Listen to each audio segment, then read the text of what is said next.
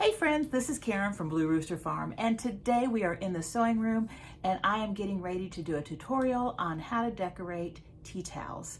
So if you are interested in decorating tea towels, stick around.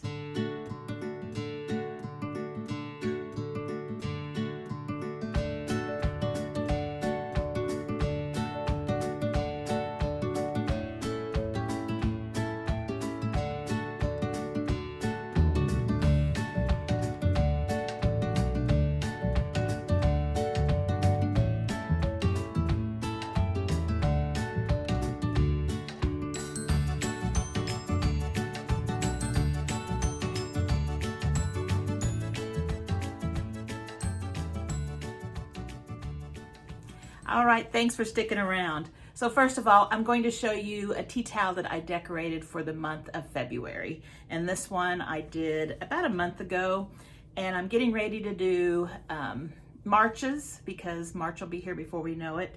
But I thought maybe you guys would like to see this and maybe you would like to make your own too.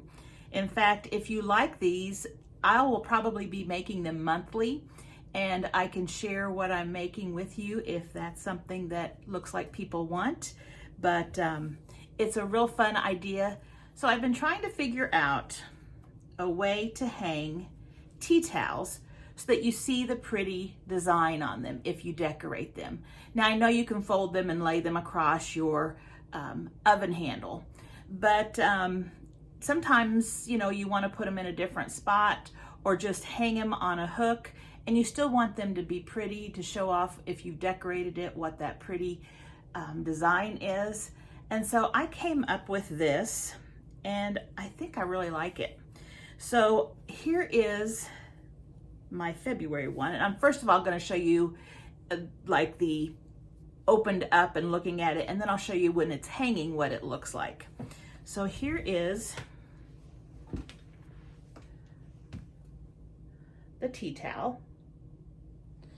And then you'll notice right in the middle, I have a tie, and I have like this flower shape right here.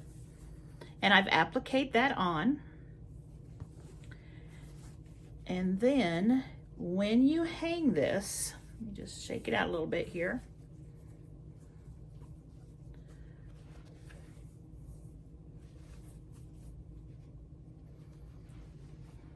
You can tie this onto your handle of your oven, or you can hang it onto the handle of any hook.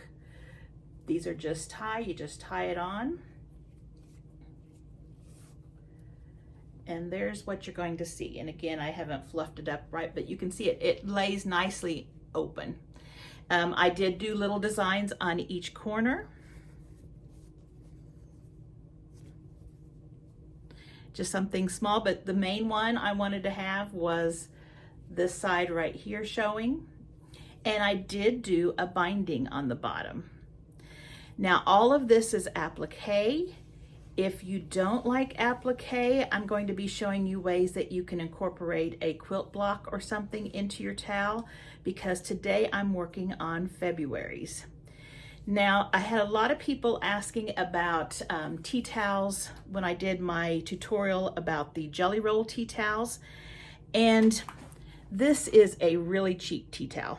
This is from Walmart, and you get a package of 5. And so these you can find in the towels and washcloths, and they're usually in a box, and there's lots of these packs in there. And they are really cheap. Now, if you go into the sewing area, if your store still has a sewing area, over where the embroidery is and some of the iron-on embroidery designs, I think Aunt Martha's things, they have some packs of towels too. Now, they have one pack that has, I believe, 2 towels, and they're really big and they're really a good quality fabric. I think for 2 it was $8 and something maybe. Then they also have a couple of thinner ones, and they looked very similar to this, but they were more expensive. So you can find the tea towels in 2 departments at Walmart, in the sewing area and in the dish towels and washcloth area. But you can use any size. These are something that, you know, like I said, I plan on using mine, and I just bought the cheaper ones. If you were giving these as gifts, you might want to use the better quality ones. And I know you can get the better quality ones at some of the sewing stores too. They have the nice ones. And you could take cotton cloth and make your own too if you wanted to. But again, these hang really nicely. And if you look at the back, it just folds up so pretty in the back. And I've just picked it up. So it works really nice. Now, as far as washing goes, you probably will need to iron it to get it to look nice before you hang it up again, because this does wrinkle up really easy. So if you want something that's a little more stable and probably not as picky about ironing, buy the more expensive ones. But these, like I said, I'm going to be using them. They're so simple to make. It's not going to take me any time. If I were giving it as a gift, I'd probably make it on a better quality. So anyway, here is my February one. If you want the templates for these birds, and I'll also have the template for the top piece here, I will have it in a PDF down in the description box, and you just click on it and you can download it and print it. And it's just a line drawing, so you just trace it and make it. I don't remember if I had the hearts in there, because hearts are so easy to make, and I made just different sizes when I made these. I think I just took scraps and cut them out. So the birds I will have a template for.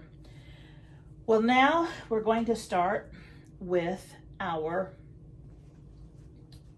let's see, I've got one taken out, yeah.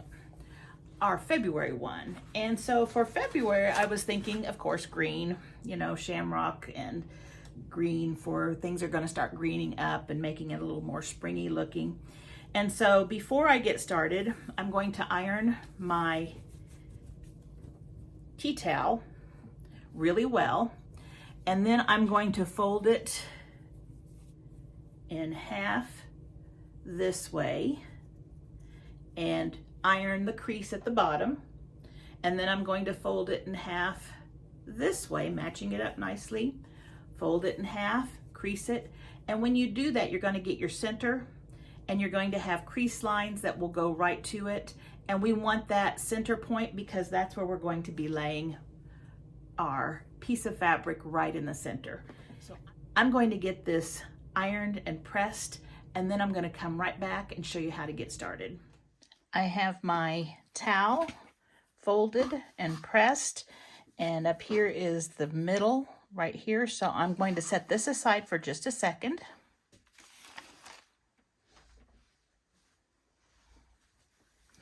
We are going to start with the center on our towel, just like this one right here.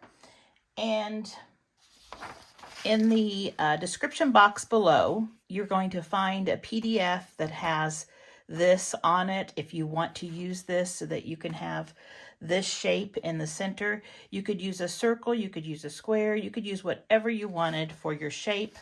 I like just the natural curve of this, and I thought it looked nice, so I'm going to be using this. And maybe for another month it will change, I don't know, but right now I like the way this looks, and it just seems to hold up nicely and fold nicely when it's hanging. So what you're going to do is we are going to take a piece of fabric.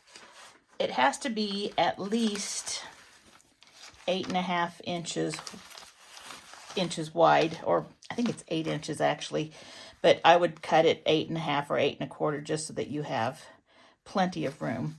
And here is just a 10-inch square from a layer cake. And you want some heat and bond, or you can use a Wonder Under.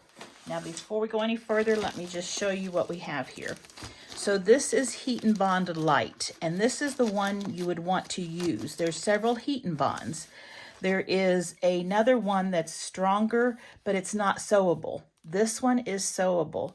We want to be able to sew around the edges, and if you get the other one, it will just gum up your needle and you will have a fit with it. So you want to do this one. It's a lightweight And that's what we like because this is a dish towel and you don't want anything real heavy on it. So Heat and Bond Light, it's in the purple container. And you can buy this anywhere, Walmart, Hobby Lobby, Joann's, any store, sewing fabrics or anything like that, in any fabric store. Then you could also use, in my first one, this is what I used, and I'm just going to go ahead and use the Wonder, or the Heat and Bond for this one, just to try both of them to see which one I prefer. The other one you could use is the Pellin, and it's the 805 Wonder Under Interfacing, and it is a lightweight one too, lightweight to midweight fabrics, and it is also fine to use and to adhere. It's might not be quite as strong of an adhesive, I'm not sure. It does have a little bit of an interfacing, but not much. I think you're going to find that they both are very similar, but we'll try and see if there's any difference today when I use this other one, and I'll compare it with my heart one. So I've already used this template and I've cut it out for my heart one, my heart towel. So I'm just going to use this one again. First of all, on the wrong side of your fabric, we are going to take a piece, and I measured this 8.5-inch square, and I'm going to put it right in the corner of my 10-inch square. That way, if I want to use this fabric for anything else, I still have it. You want to have the wrong side of your fabric on the bumpy side, and it's kind of a plasticky bumpy side because that's the glue side, and we're going to put this adhesive on it. What we're going to do is just adhere it, and just take your iron and heat it on there.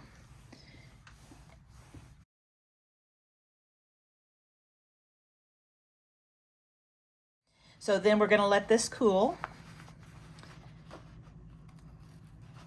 And you can kind of tell whether you have enough on there when you try pulling it back. And we're not going to tear this off yet. I'm just checking to see if I've got it hot enough. Yeah, you know it's hot enough is when you pull your paper back just a little bit and the shiny stuff sticks to your fabric. Okay, so we're good there.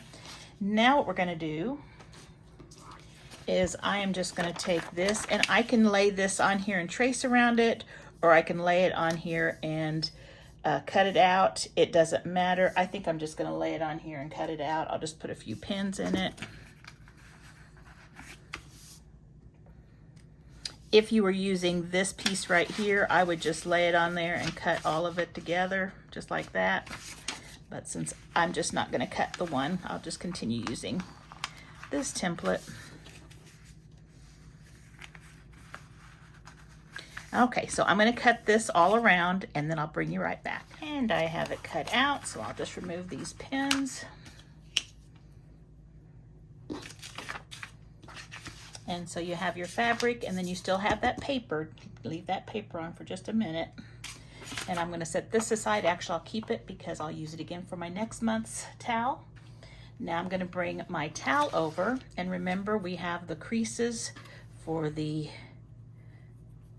middle horizontal line and the middle vertical line. And you also want to check what is the top of your towel and the bottom of your towel. Some people may want to cut their borders off. I don't. I just leave them there. I'm not going to mess with it. But if you want to cut your borders off, you just do that. That's fine. But this is the bottom. This is the back of the towel. So I'm going to flip it over so I have the top of the towel. If you don't want to put a border on your towel, I would definitely leave the hem in. Okay, so I think you can see this in the video here. There is a crossing point, and this right here is the center. I'm going to take this, and I could have transferred. There is a dot in the middle of here. I could poke a hole in there and transfer it here, but it's just as easy to fold it. Okay, so after you fold it, you can see that I've got a point right here. I've got my creases. They're lined up with those creases. Now we're going to take the paper off. And if you find it hard to grab it in the center, you can score it with a pin, just real carefully. Do a scoring there, and this will help tear it off really easily. And if you notice it's not sticking, put the paper back on it and press again. Now let's lay this.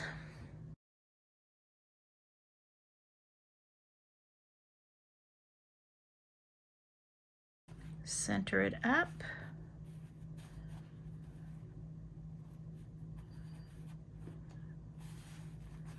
And that looks good. Now we're going to press. Again, dry iron, 2 to 3 seconds. And just be sure to get the edges, because that's where you're going to get the most pull and where it will start fraying first. So just be sure you get those edges. Okay, I think that's good.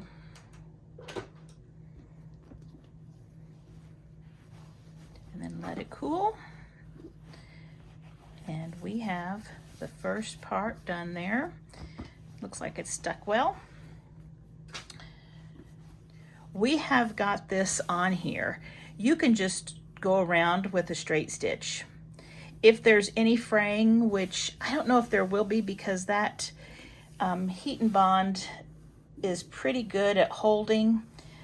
If there is, it's actually the style now, having a stitch and then some fraying going on. That's actually in style.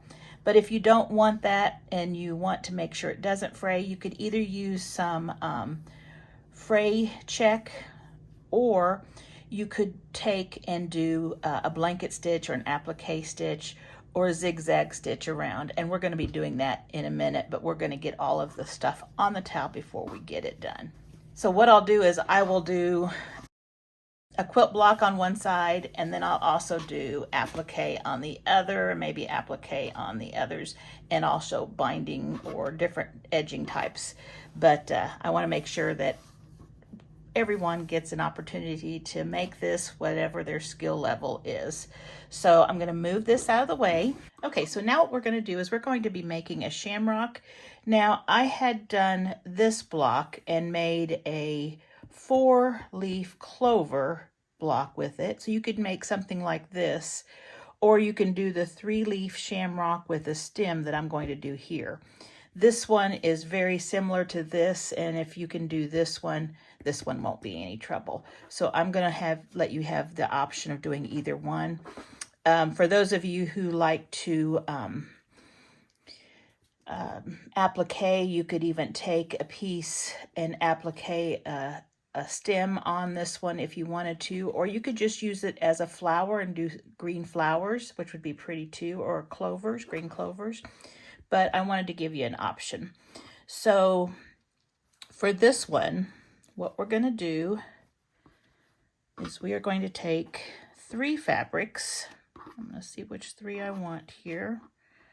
I think I'm going to do those 3. And I'm doing it scrappy. You could do all 3 the same, everything the same. That would be fine, but mine's going to be scrappy. And so what I'm going to do is, these are 3.5-inch squares. These are 1.5-inch squares.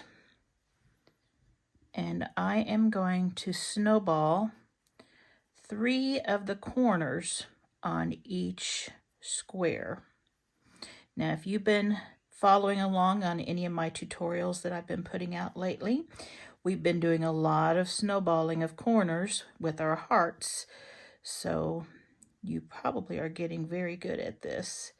And these are white on white, so it's a little tricky to see which one is the top and which one is the bottom. And it does not matter which 3 corners you do, because if you turn the square, it will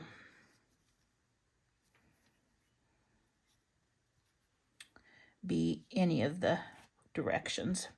Okay, so we're going to set this aside, and I'll tell you about that in a minute. And I'm going to go and snowball these.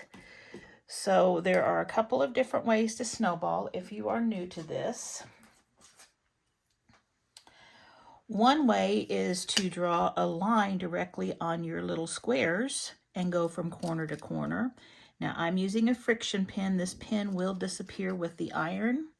These pins you can find in sewing stores, but you can also just find it in the stationery department like at Walmart. They have a whole bunch of different kinds. It's called Frixion, friction, and they are erasable with friction. So this is kind of a piece of rubber, and when you try to erase, it will heat and that erases it. Or if you touch it with an iron, it will also erase.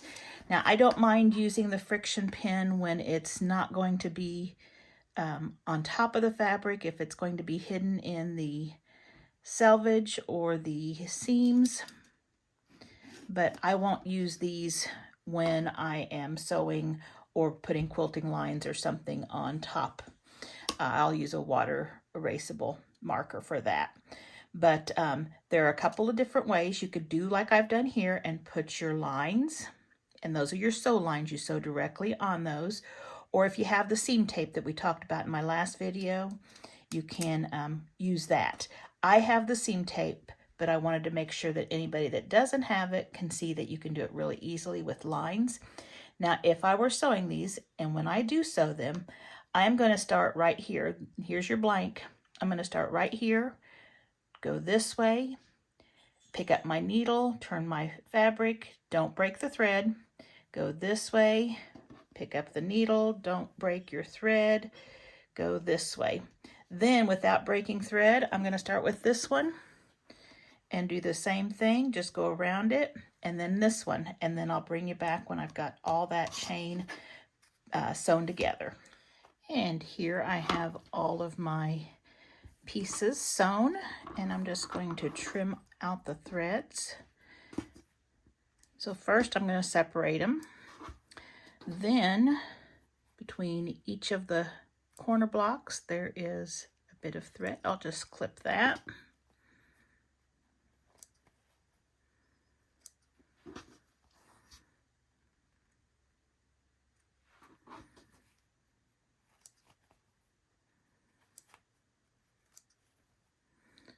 Okay, and then what we do is we flip these back and make sure that they cover up the triangle behind them. And so what I'll do is I'll go to the iron and I'll press all of these back, and then I will trim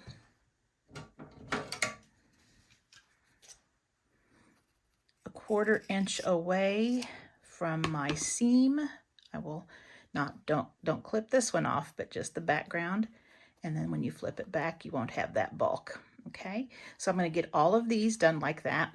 And on one of these, the one that's going to be in the middle, and I think it's going to be this one, I'm going to press the opposite direction, and I'll show you when I get back from the iron. So I have the 3 that I just finished making, and again, I pressed the one that's going to be in the middle. So we're doing like this. The one that's going to be in the middle, I press toward the green fabric. The ones that are going to be on the outside of it, I press toward the white corners. This one toward the white corners. That will help our seams nest. Okay, so if you're doing this, you would just make 4 of these, and that would be the same, okay? But with a shamrock with a stem, we're going to take, let's see, I oversized this because I didn't want to figure out what size blocks. So I've got a 4-inch square, and this is a 1.5 inch square that is 6.5 inches long, okay? Now I think you're going to be able to make that shorter, but I just went ahead and made it large because, like I said, I didn't want to spend some time figuring and doing the math. I just want to get this made. So I'm going to take my 4-inch square? Yeah, a 4-inch square, and I am going to cut it directly on the diagonal, so I have 2 triangles. Okay, that's what I have. And basically what we're going to do is we're going to put this like that, and then trim it down. So this has to be, for the stem to be the size that I want, it has to be 1.5 inches wide, but it can be longer too. And it looks like it probably could have been a little shorter as well, but that's okay. We are just going to be making this real quickly. So what I'm going to do is I'm going to fold this in half, just like so. Get those corners mixed up. And then I'm going to give it a fingernail press right there so I have a crease. There's a crease right there in the middle. I'm going to fold this in half. And I could use my iron too, but I think I can crease it with my fingernails, and I'm just creasing all the way across on that one. And then this one in half.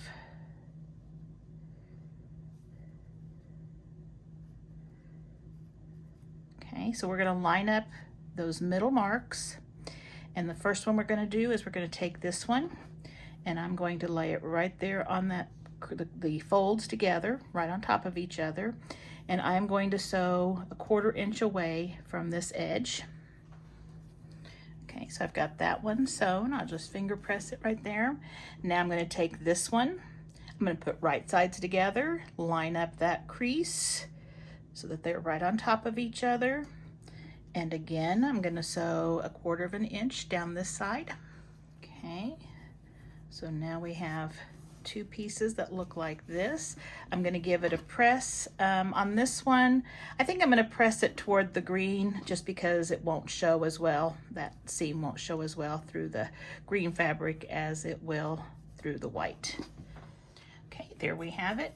Now these blocks were 3.5 inches, so we need to make this one 3.5 inches. And right now it is, well, let's see what we got.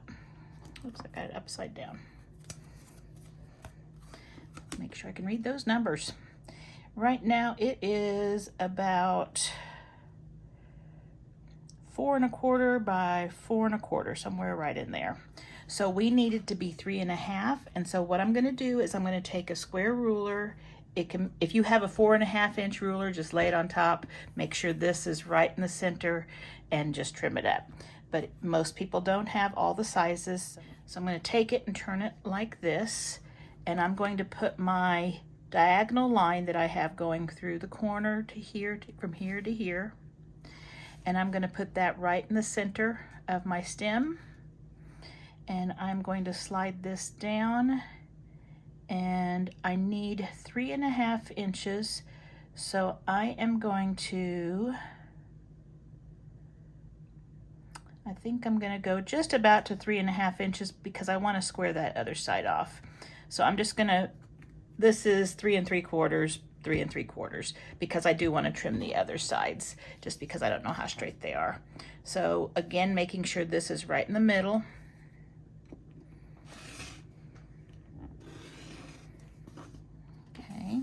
Now we're going to turn it this way and have the 2 cut edges all right here, and we're going to do 3.5, 3.5, just like that. So 3.5, 3.5,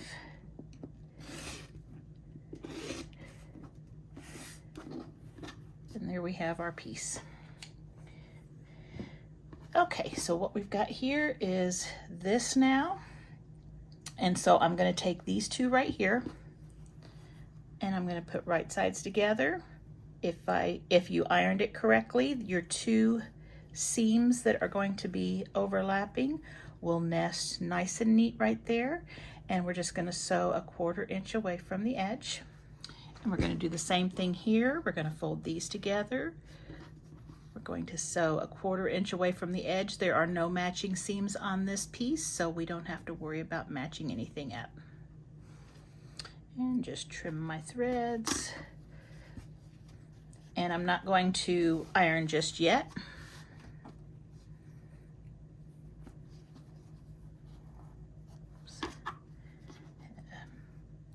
Fabric unraveling there. There we go. Okay, so now we've got this. Now I'm going to put right sides together. And this time, since I haven't ironed these seams yet, I can choose which direction I want them to go. So I'm going to have one of them going to the left and one of them going to the right. And this one over here, I need to also make sure, and if you've ironed it correctly, they will nest, that these seams right here are right on top of each other and nested. I will put a pin in this one.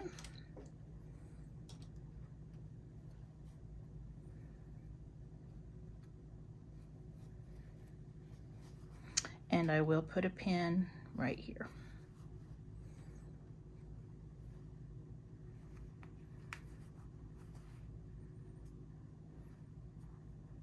And I'm gonna start right here and go 1/4 inch away from the edge. Okay, there is our block, and you can see all of our points are really good since we were able to match them up and nest them. Now what I'm gonna do is I'm going to probably, these I'll press, and then this one I'm gonna open up and just let that one be an open press seam, just because we have an awful lot of bulk right here. Okay, I have it all pressed. And now I'm just going to trim it up. It's going to be a 6.5 inch block. I can use my 6.5 inch ruler and just lay it on there, or I can get a bigger ruler and do what we did a while ago with this ruler and just size it up that way. I'm just going to use my 6.5 inch ruler since I have it right here handy. And in order to use that, I put it right there in the center, making sure all of the lines that my seams are on are running nice and straight.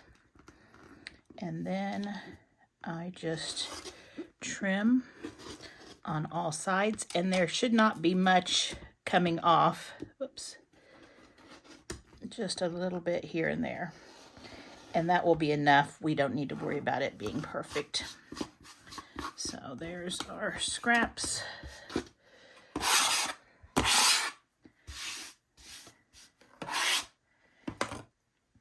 And since this quilt block is not being put into a quilt, it's just being put onto a towel, it doesn't have to be perfect by any means as far as making sure it matches up with another block. Now we're going to put a border on it because right now it looks like rectangles, and we want to round those corners.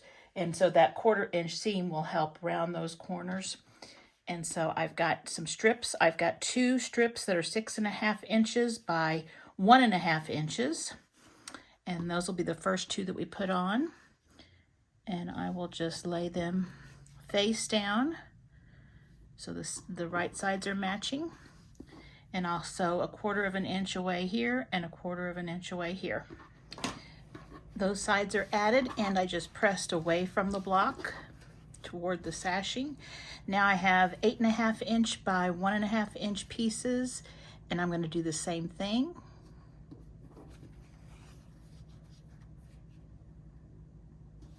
And I'm going to sew here and here 1/4 inch away from the edge. Okay, so I have finished piecing it, and it's a little wrinkled, and I'll show you why I've got it pressed this way in just a second. I've gone ahead and pressed my seams all toward the sashing or the white strips. And now what I'm going to do is, this one we are going to be putting on the towel. Now, if you applique a lot, you probably know the method where you take the interfacing and take a piece the same size as your block, sew it together, then cut in the middle and flip it like a pillow so that all of your edges are turned under and it looks neat. And that's great. If you want to do it that way, just go right ahead. But I'm going to do it this way since we have people that do not do a lot of applique watching, and also it doesn't give as much bulk. So what we're going to do is, I've gone ahead and I've pressed so it matches up my seam allowance edge, and I've just done that all the way around. Okay, then what I'm going to do is I'm going to turn under, and you can see on just right there where it's got the lines where they intersect meet, I'm just going to do that, and it's just basically touching this corner to the corner of your block. And then I am going to turn it and turn it, and I'll get some pins. I could also use a glue stick if I'd like. And I am just going to go around like this. Let me just go ahead and use a glue stick. I think that might be easiest. Let me get one out of my drawer here. Okay, so what I'm going to do is I am just going to put a little glue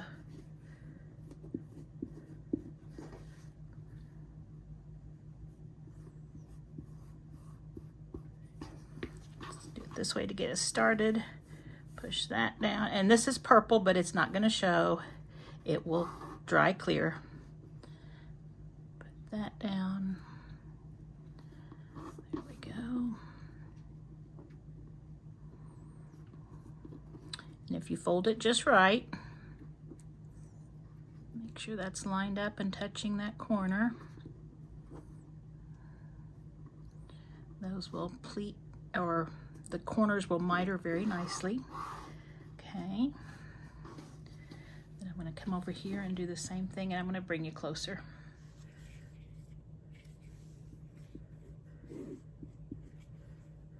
So on the corner, get a little glue on it. I'm going to take the tip of my corner here, right here, and I'm going to match it up with the tip of the corner of my block there, and just press that corner down. Then when I fold it on those ironing creases that I made, I'm going to get a decent little border. Now we're not going to see that, so it's no problem. I just want it to lay flat. Okay, so all I have is just all of that turned under, and this one right here did not match very well. Let me get that one to match so it's just not bulky. You just don't want a bunch of bulk there. Okay, I'll just put a little more glue there. And then I'm going to give that a press to get that glue to harden and just to dry. So there I have it. And it looks like this in the front. Now all of our edges are nicely folded in and there's no raw edges. So if you are a quilter, this will be a good way of putting it down. Now, because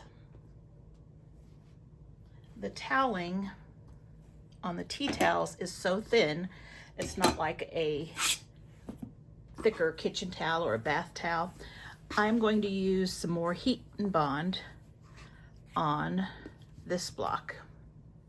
And I still have my creased lines, and I like to have those there because that gives it I can easily center something right there, and you can choose whichever corner you want to have your main design in. I think I'll do this one. I don't know if it really matters, but I can see the lines a little better, and I'm just going to be putting this and just kind of eyeball it to see if it is about right there, and it is. So what we're gonna do is I'm going to cut a piece of Wonder Under or the Heat and Bond, and this is, it's now about 7 inches. So I'll cut a 7-inch piece of the Heat and Bond, and we're going to iron that to the back. That way this will be totally connected and adhered. That Heat and Bond will not wash away in the wash. It will continue to stick and hold your fabric in place. Now, if you wanted to, you could go ahead and stitch in the ditch and all of that stuff, but this is just so thin that it may end up not working very well. You could put batting in there, but then it kind of defeats the purpose of having this as a tea towel. So this will keep it the thinnest, and it will be the easiest to do. Once you have your batty or your Heat and Bond on there, if you want to do decorative sewing stitches, that's fine. That would be for decoration only, not necessarily to hold it in place. So let me get a piece cut, and then I'll bring you right back. So I'm just going to put I'm going to do it this way. I'm going to put my heat and bond right here. And so what I have here is just a silicone mat, and you can buy these real cheaply. There's some that are specifically made for the sewing, and they're basically the identical thing that you can get on Amazon for pan liners. And so I'm just going to use this, and this one just barely fits. I have bigger ones too, but this one just barely fits, and it will be fine because all of my edges will be covered. Since the sticky part is going down, my iron's not going to have any problems. It's just going to be on the paper. So the only thing I would be worried about is if I was ironing this directly on my wool mat, some of the sticky stuff may get on that, and I don't want that. So again, a hot iron, no steam, about 2 seconds.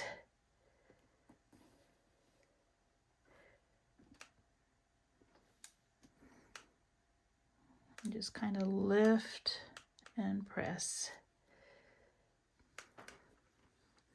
And be sure you get the corners nicely, because those are the ones that are going to be getting the pull.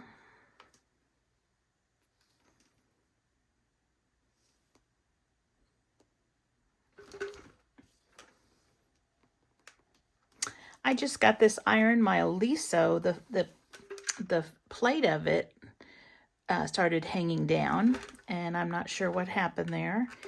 And so I've had it for several years. So I thought I'm going to try a cordless, and this is a Panasonic for quilters.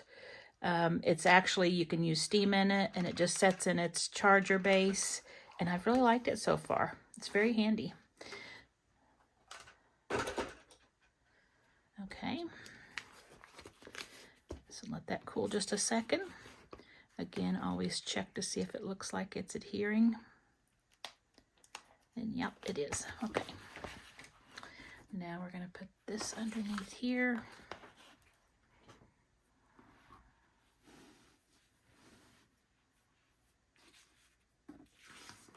I'm going to take the paper off. And again, we can use the method of taking a needle and just scratching the back. And that usually works the best. Just make sure you've got your, all of this is shiny, so we know it's on there. I don't know if you can see that. Okay, it's a very thin, a very, very thin layer. Okay, so now I'm just going to eyeball this. If you needed to get rulers out, you could. But you know what? This towel is not a perfect towel. It's already wonky.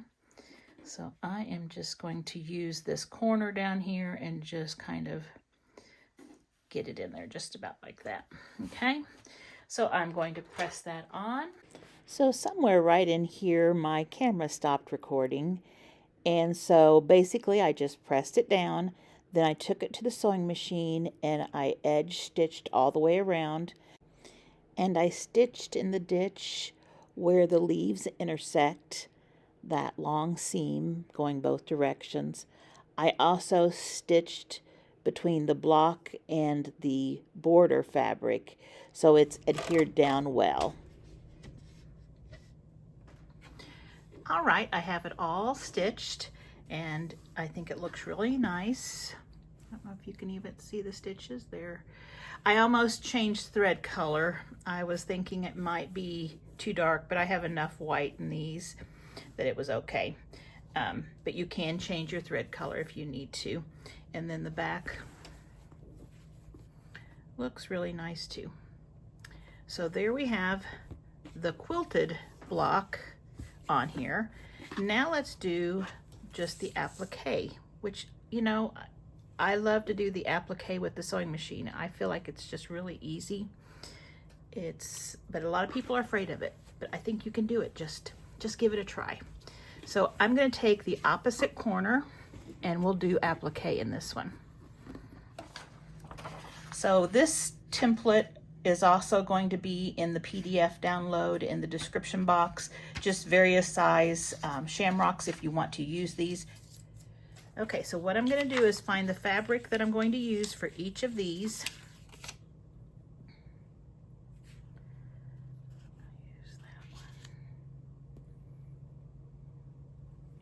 and I'm going to cut it the size that it needs. Let's see, I think this one will need a 6-inch square. Looks like a 6-inch will do it.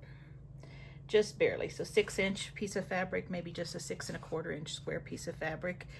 And I'm going to put the adhesive or the heat and bond on the backs of the fabrics, just like we did earlier. Cut a square the same size as the fabric, press it on, and then I will bring you back and we will match these up and we'll cut those out. So I think I can cut. I'm gonna try it. I think I can cut 3 at a time. And so what I'm gonna do,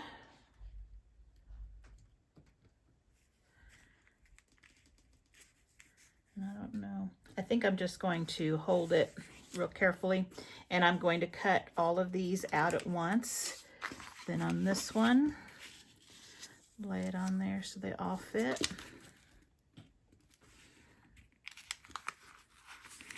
Cut that one out. And just make sure. It doesn't matter if you're cutting on the paper side, the direction doesn't matter. If you want your stems to go different directions, then you can. In fact, I might change one of these or have 2 of them going one direction and one going the other. That just changes the direction of whatever you're sewing. If you were sewing something that was directional, you would have to be careful whether you have paper or fabric side up. So there we go. And maybe I'll do this one like that. Just so that the stems are just going in different directions, just to give it a little variety. Okay, I'm gonna cut those out with scissors and then I'll bring you back. Okay, so I've got it laid out, and here are the shamrocks that I have that I can do something with. I'm thinking of using these little ones here on the other corners, so I'll have one for each one. I'm not sure which one I'll use, but maybe then I'll do these 3 over here. I'll keep that one like that. So maybe set it up something like that. And, you know, you can turn them any way you want, whatever you want to do with them. Kind of make them tumbling around.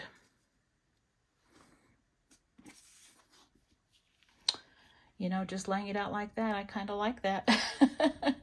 So I'm going to take the paper off the back. Put my wool mat underneath.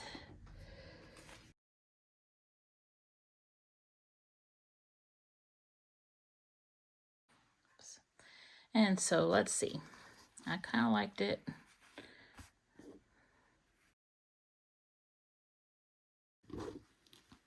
Make sure it's on my wool mat. Keep it far enough off from your edge because I will be putting a binding on here.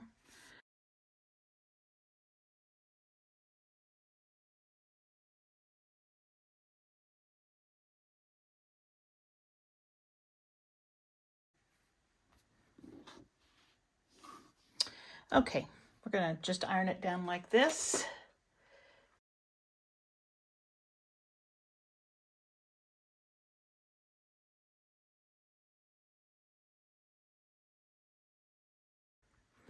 All right, we've got those on. Now let me put the ones in the corners over here.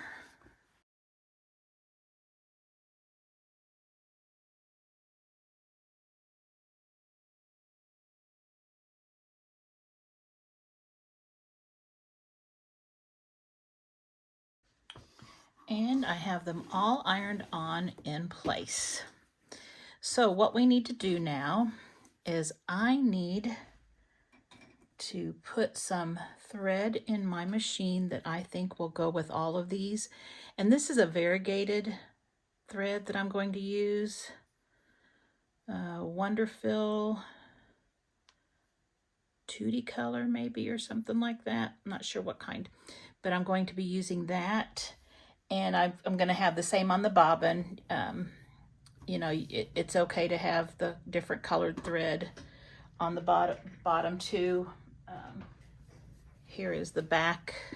I need to trim a couple through. No, it's just off.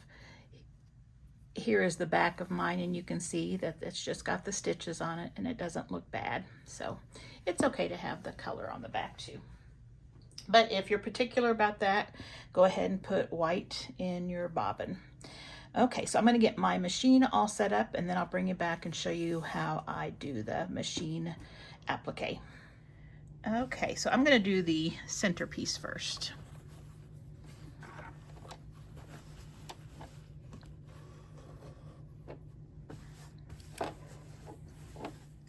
Okay, I think you can see right here. So here we go. And if you need to have like some quilting gloves on that has some grips, you can certainly get some of those. But you don't, and in fact, I like to turn my sewing machine down a little bit as far as speed because I just have a lead foot. And so I turn it down just a little bit so I don't go quite as fast. If you don't have very big curves, it's not hard to do at all. And you can stop any time and have it where your needle will be in the down position when you stop, because that way you won't lose your spot. If you have gentle curves, there won't be any need to pick up your presser foot. But if you have corners that are pretty sharp, you'll need to pick up your presser foot. So let me see if I can do this without talking now.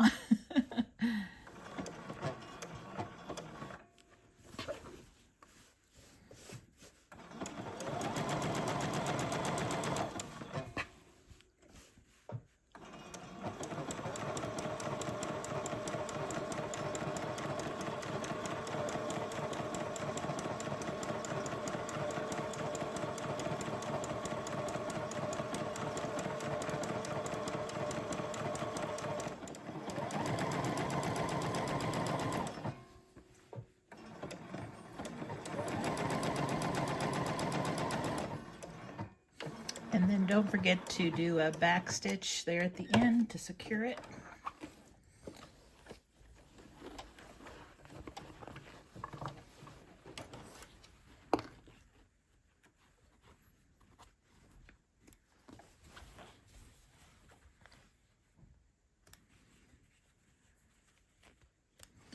Okay, let's see what we got. Let's see how we do with the camera on our right in front of us.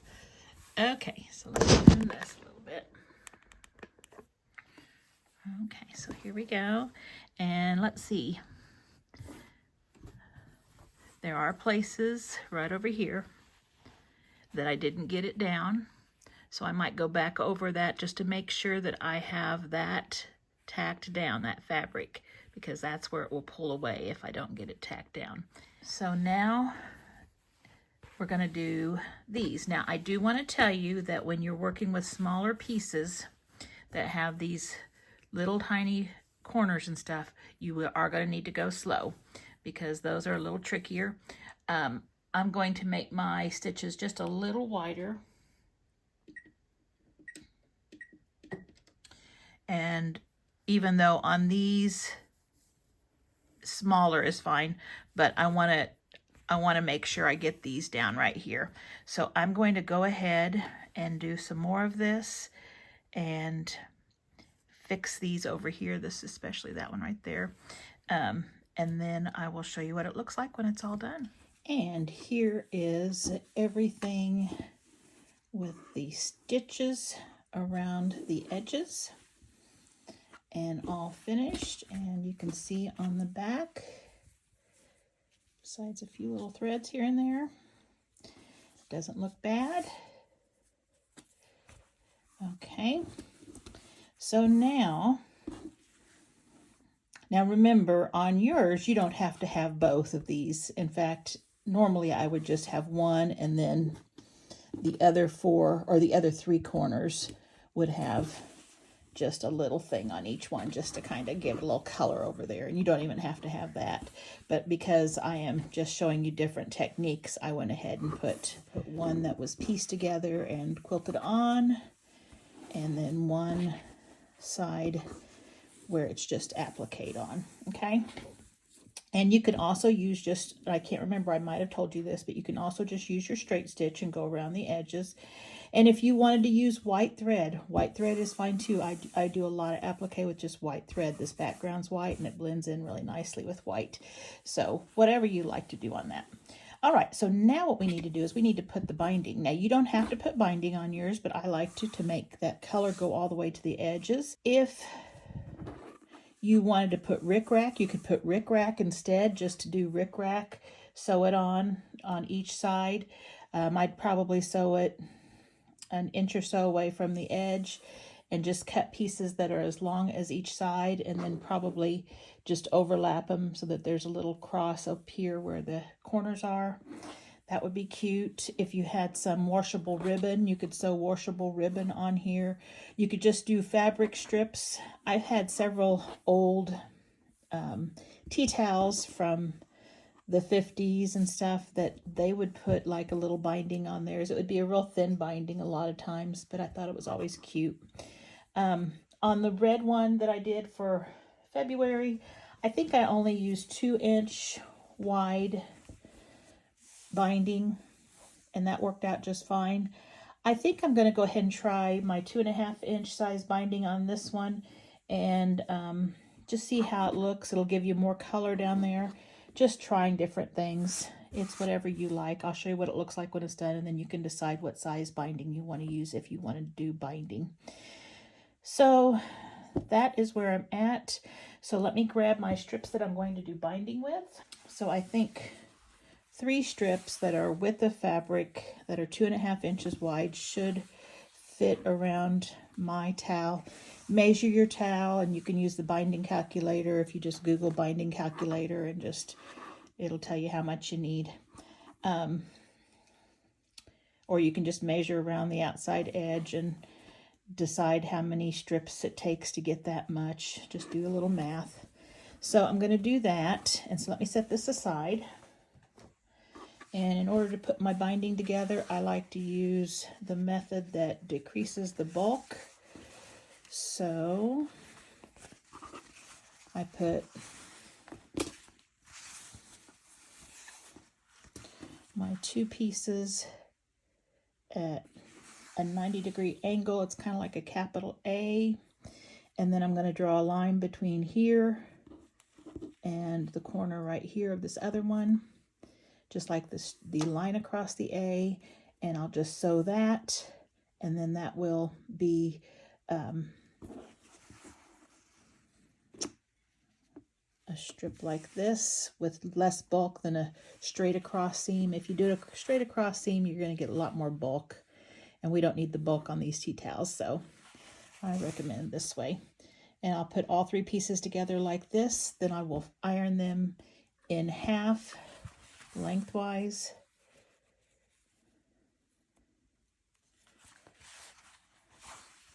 Like this, and then I'll bring it back when I've got them all pieced together and ironed. And here I have it all attached and ironed, and here are the seams. I just ironed them open, and then they lay nice and flat. So now what we're going to do is we are going to put this on our tea towel, and I'm going to attach it to the back and then pull it around toward the front to finish it off, and I'm going to do it all on the sewing machine. So I'm just going to start somewhere, and so here is the side I'm starting, and I am going to take the side that's open and match it to the edge of the fabric. And I know you can't see all the way over, but I've got this about 3/4 of the way across, so there's about 1/4 of the way left over here. And then I am going to start sewing right here, and I am going to be going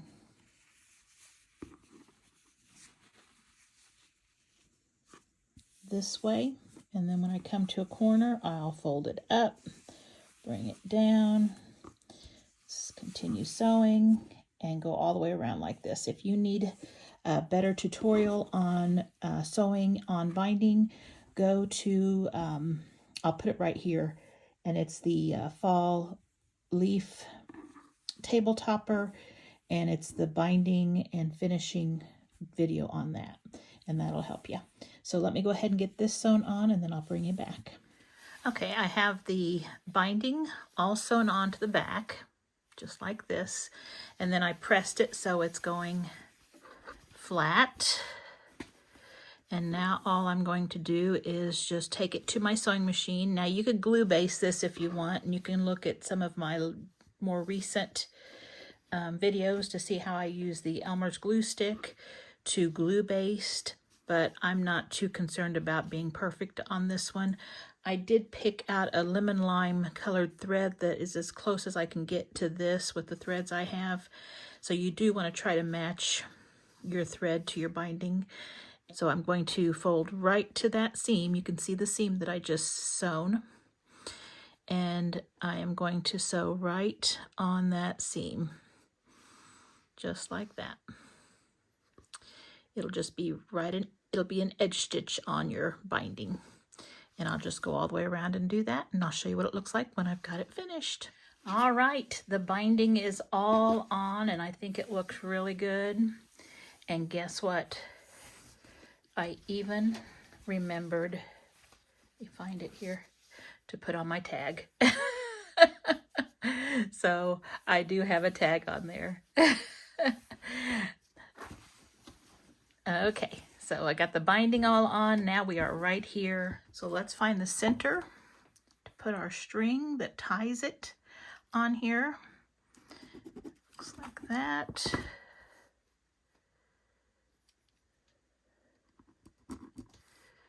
So right where they cross is our center. And I cut a piece that I believe is 24 inches by 2 inches. Okay, and I started ironing it just so I can show you what I'm doing. So I turned under the edges between 1/2 inch and 1 inch just to make sure that it was nicely turned under. Then I folded it in half and I pressed it in half like this. Now what I'm going to do at the iron is I'm going to go back over there and I'm going to put the edges right next to that crease, just like that. And I'll put this one like that, and then we will fold it over like that. Then we'll have a nice piece to tie onto our oven handle or to tie on a hook. So I'll bring it back when I've got mine pressed. And now I have it pressed. So what I'm going to do is I'm going to the machine and I'm going to sew on the side that the fabric's open. And I'm going to start and just sew it as close as I can, just doing a top stitch all the way down. Then when I get to here, I'm going to pivot, stitch, and then pivot and go up the folded edge. And then at the end, I'll pivot, stitch, pivot, and then stitch to where I started. Now I like to start just a little farther down so that when I end my stitches, I usually end right in here. Okay, so I'm going to do that, and then I'll bring it back and we'll attach it. And here it is, all sewn up. You can see the stitches, I believe, there. Now we're going to fold it in half. You have your nice blocks here. What you're going to do is you're going to lay it like this. Here's my center. I just have it right there. That way it's going diagonal here. And that way when you hang it, it will show your nice designs. So we're going to just put a pin right there.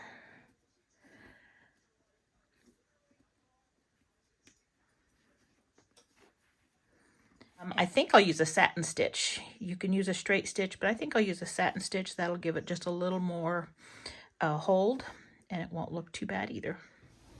And there I have it on. I just attached with a satin stitch. And now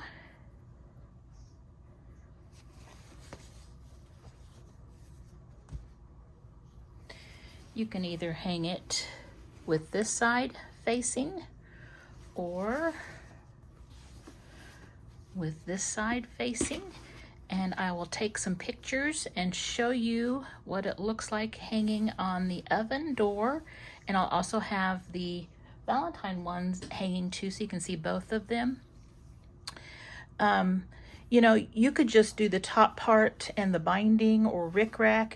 You don't even have to do this. Just adding this allows you to hang it in a pretty way. So there's all sorts of things you could do, even adding embroidery. If you wanted to embroider, that's what they always used to do, is embroider their towels. There's a lot of really neat patterns that have embroidery and applique on them that are really pretty. And so that would be something that would be really nice looking too.